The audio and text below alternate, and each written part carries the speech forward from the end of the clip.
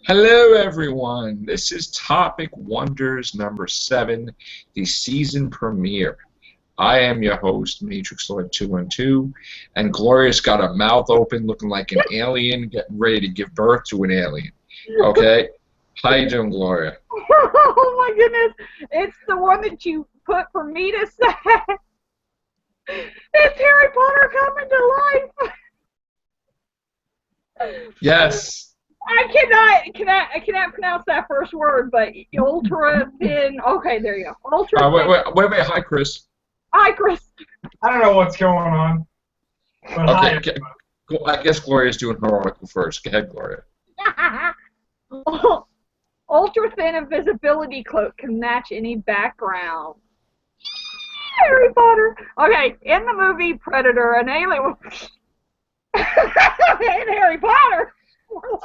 Okay, in the movie Predator, an alien uses a cloaking device to hide in plain sight, but the effect is far from perfect. The alien's attempt to conceal itself is thwarted by distortions of light bending around it. Now, researchers have built an ultra-thin invisibility cloak that can get this problem around this problem by turning objects into perfect flat mirrors. Invisibility cloaks are designed to bend light around an object, but materials that do this are typically hard to shape and only work from narrow angles. If you walk around the cloaked object, for instance, it's invisible, but a new cloak avoids that problem and is thin and flexible enough to wrap around an object of any shape. The researchers said it can also be turned to match whatever background is around it, behind it. Or it can even create illusions of what's there they added. Okay. Zan or whatever, director of materials science at Lawrence Berkeley National Laboratory, the group constructed a thin film consisting of a 50 nanometer thick layers of magnesium fluoride topped by a varying pattern of tiny black-shaped gold antennas, each 30 nanometer thick. For comparison, an average strand of... what happened? Hang on. I lost my... Okay. The invisibility cloak, For comparison, an average strand of human hair is about 100,000 nanometers wide. The bricks were built in 6 different sizes, ranging from about 30 to 220 nanometers long and 90 to 175 nanometers wide. Now you see it's 6 tales of invisibility in pop culture.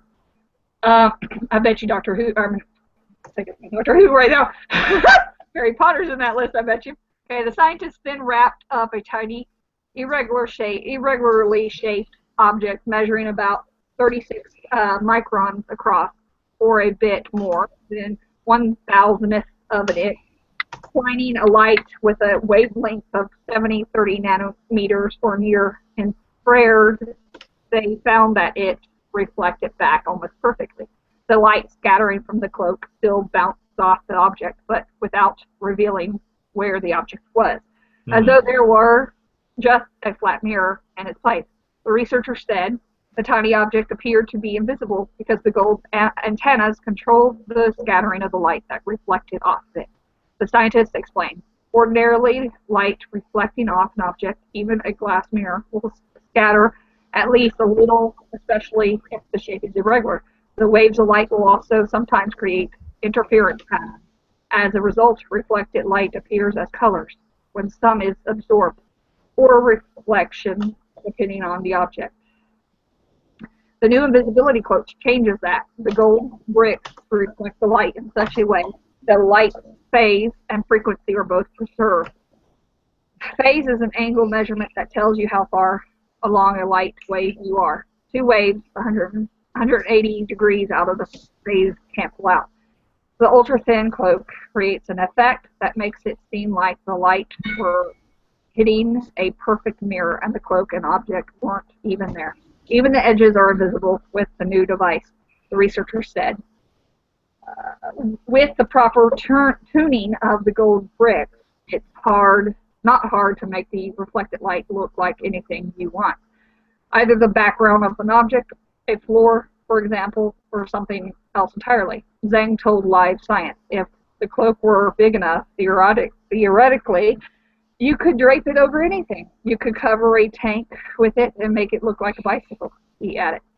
Although the cloak Zhang and his colleagues made is turned to hide objects from light reflected at a wavelength of 730 nanometers, there's no reason it can't work with multiple wavelengths, Zhang said. Science factor fiction, the plausibility of 10 sci-fi concepts.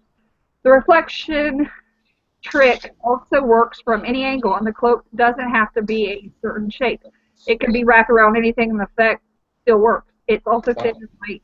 And according to the researcher, but there is one disadvantage. If Harry Potter were wearing this cloak, he'd have to stay still for it to work, since the tuning has to be matched to the background. Andrea Law, an associate professor of electronical engineering at the University of Texas at Austin, has done extensive research on the cloaking system. He is skeptical that scientists can create the kind of illusions Zhang described. They had a small object, a little bump, all told Live Science, with a large object. I can't take advantage of that. When I illuminate it, a portion is not illuminated. It's in the shadow. So it's still not perfected. Yeah. It's in the early stages. Where was I? Yeah. As such, illuminated, a portion of it still in shadow. As such, the illusion of the perfect reflector would be broken. Even so, the new findings show you can manipulate how light reflects using nanometer scale structures on a thin surface. The beauty of paper is that you can control the reflection surface at the sub-wavelength scale, Al said.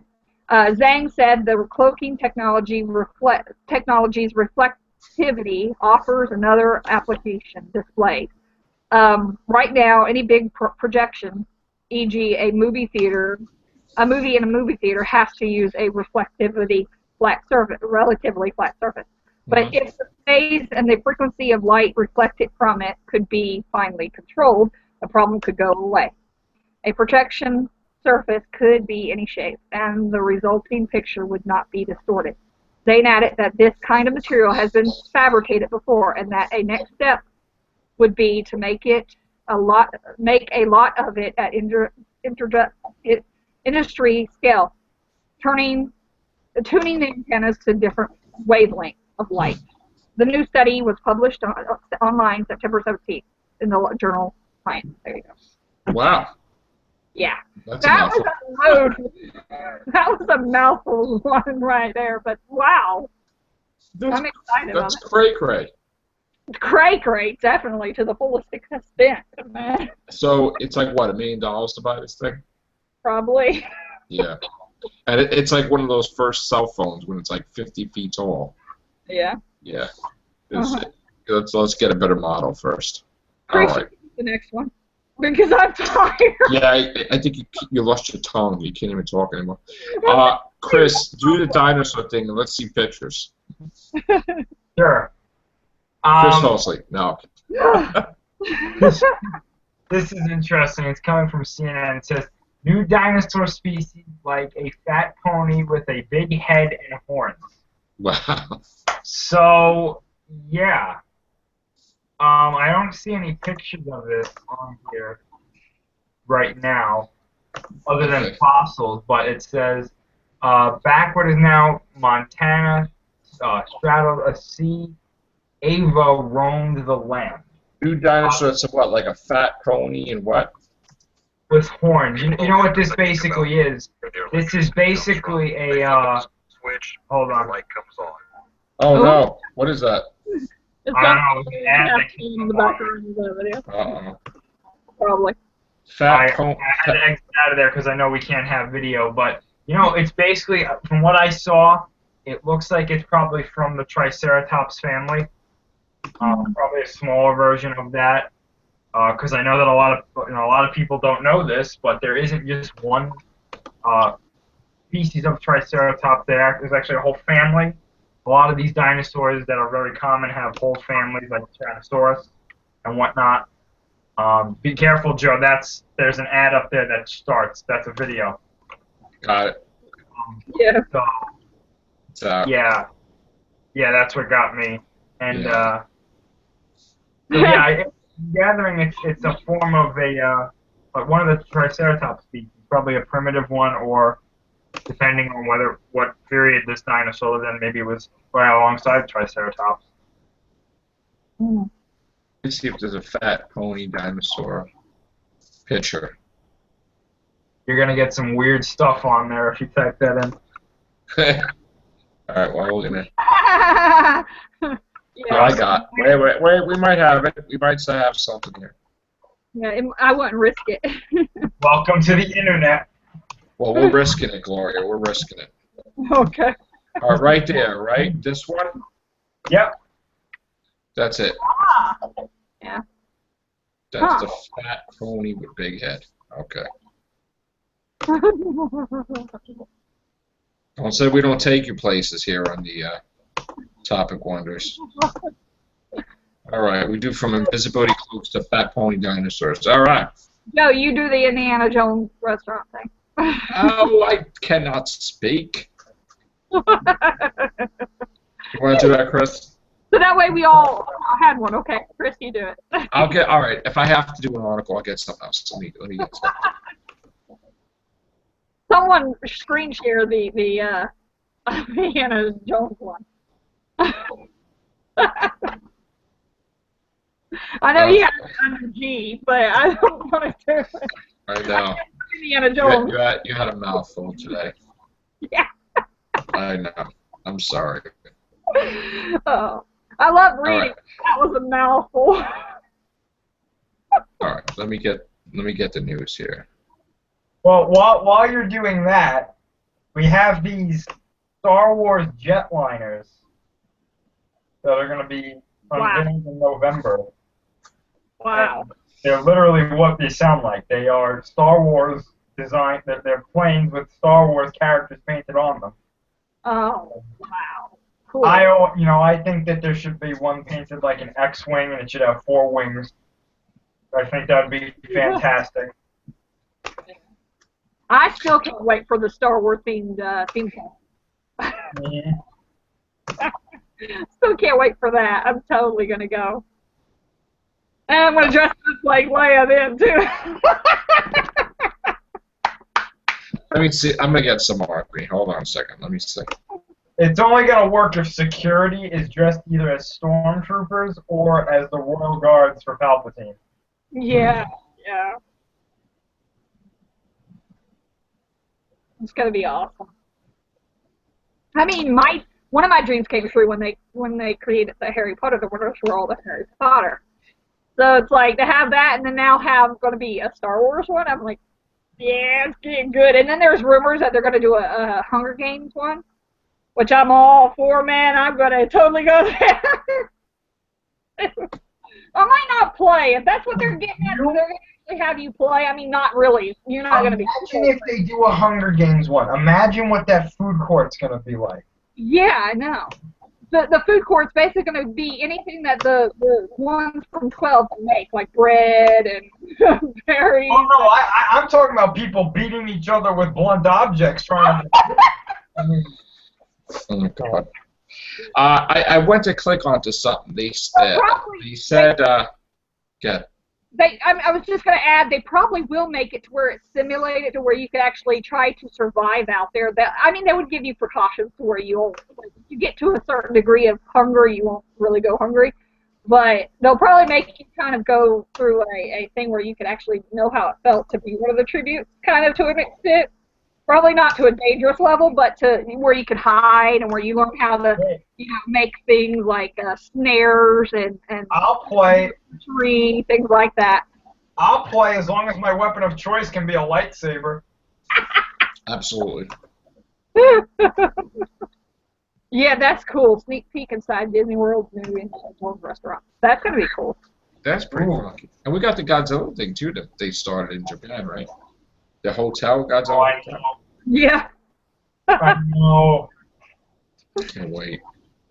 I gotta go to Japan. I know. I know. What are you gonna do? All right. What else do we want to talk about here for our real life articles stuff? Anything else going on in the news that you can think of, Chris, that's newsworthy? Not that I can think of. I mean, Nintendo has a new CEO, Oh, and he's like, I knew the Wii U would fail. really? So, yeah. So I everybody, like it already. Nintendo fans, most of them are like, this guy knows what's up, and some of them are like, oh my gosh, we're in trouble. No, we're not in trouble. He knows what he's talking about. You got to put out a system like the Super Nintendo, and you're good. You need to get all these people to put video games out, not just Nintendo. You need to get exclusives. I need a controller that resembles the original Nintendo controller. Or a Super Nintendo controller, basically. Oh, I know something we can talk about. Yeah. I don't know when. I think it's sometime this year. Forgive me, I don't know exactly when, but they're releasing a game for cell phones called Pokemon Go. Yes, I talked about that before, but yeah. Yeah, where you can find Pokemon in like real time. Oh, cool. And I'm just imagining the amount of destruction that this game is going to cause. Oh, yeah. Because you just know it's going to be a problem. And it's also the 30th birthday of Super Mario. Is it? Yeah. Oh. Now I want to play Mario. I have to settle for Pac-Man. Oh, let me talk about that. Pac-Man 256. Who's got the Pac-Man 256 on the mobile network? Anybody? I don't yet. You don't got that? Oh, come on. You're not fun. I love Pac-Man 256. You don't got that? I don't have a phone. All right. I need to free up some space on my phone to be able to fit it. No, I have that problem too half the times. I don't have enough space. I haven't played Temple Run in a while. And then I'm playing, well, alright, so this is what Matrix was playing on his mobile network. Pac-Man 256 is the top one. Then if I get bored, I play Crossy Road, or Swing Copters, or Temple Run 2. I got rid of that Candy Crush nonsense. I can't I can't feel that anymore. I can't anymore. I can't. I still love Angry Birds though, but I get mad at those pigs. I tell you, I get so mad at those pigs. I'm like, quit oinking or I'll kill you. Yeah. Oh, on Home and Family the other day, it's a morning show on the Home Channel.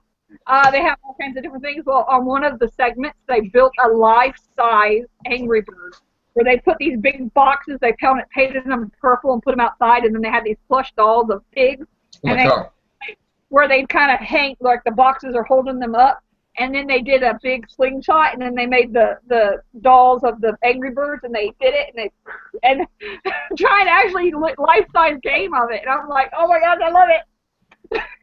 Oh, wow. Cool. All right, anybody want to play? Challenge me, Pac-Man 256. Let's go, man. And also, really quick Shadowhunter news. The cast, a lot of the cast members, and Cassie, the author of the book, are going to be at Comic-Con, New York Comic-Con this year. So I wish I could go. Joe, if you go and you see them, get the Shadowhunters autographs for me. Okay. If they don't make you pay. Gloria, you talk about Shadowhunters every day, like I talk about Doctor Who, and I get it. I get it. Okay. All right, we're gonna get out of here. Just gonna tell you guys tomorrow night we're doing podcasts on Doctor Who, and then we're gonna come back Sunday night with Fear the Walking Dead podcast, and probably more Doctor Who podcasts, more the Rehovians cast, Unlimited. I think the Everything show is going to take a break for the weekend. So, unless I'm proven wrong with some massive article, so we'll see. All right, I hope you guys enjoyed the premieres. We had the Rehovians cast premiere, the Everything show premiere, the Horror cast premiere, Topic Wonders. We still have more shows to premiere. more podcasts, more of my own single shows, me and Sharon shows. So stay tuned. There's more to Unlimited. come.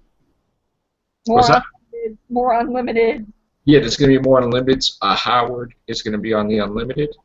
Hayden's going to be on the Unlimited. So we got those 2 episodes locked. I don't know when that's going to happen. And then we got some new members starting. Again, this is a slow process, guys. So when I talk to people for a while, everybody knows the routine. They're on Facebook for a while, and then I have to coordinate time. And I was talking to Howard for a long time on Facebook before he came on. So I finally got him at the right time. And Larry is with us. I was talking to Larry for a long time, and I know Larry Yeah. in Staten Island. So that's it. So, all right, guys. Good night. Take care. Bye for now.